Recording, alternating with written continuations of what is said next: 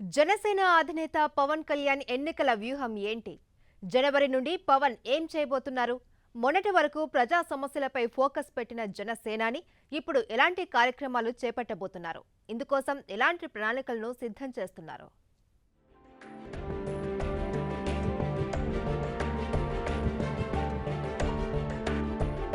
పార్టీని ప్రజలకు చేరువ చేయడంపై జనసేన అధినేత పవన్ కళ్యాణ్ ఫోకస్ పెట్టారు.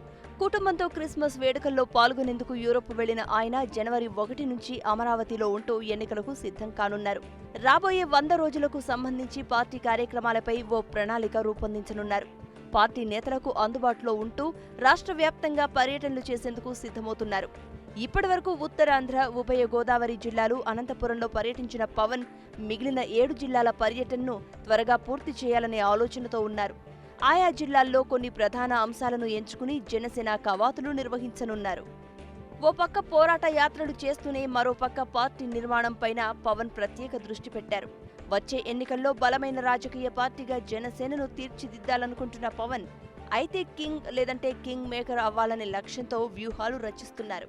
అందుకే కొత్త సంవత్సరం నుండి పార్టీ యాక్టివిటీని పెంచేందుకు 100 రోజుల ప్రణాళికను ప్రకటించనున్నారు.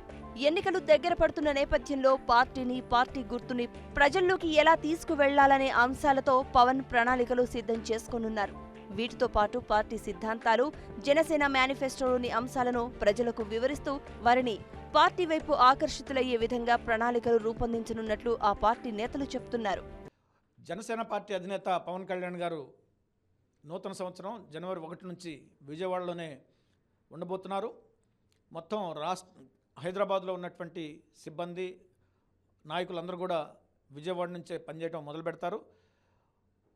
జనవరి 1 నుంచి ఒక నూతన ఉత్సాహం, నూతన ఉత్తేజంతో జనసేన పార్టీ ప్రజల్లోకి వెళ్ళబోతుంది.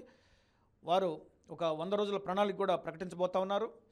వచ్చే 100 రోజుల్లో జనసేన కార్యకర్తలు ఏ విధంగా ప్రజల్లోకి వెళ్ళాలి, పార్టీని బలోపేతం చేయాలి, పార్టీ గుర్తు గ్లాసుని ఏ విధంగా ప్రజల్లోకి తీసుకుని వెళ్ళాలి.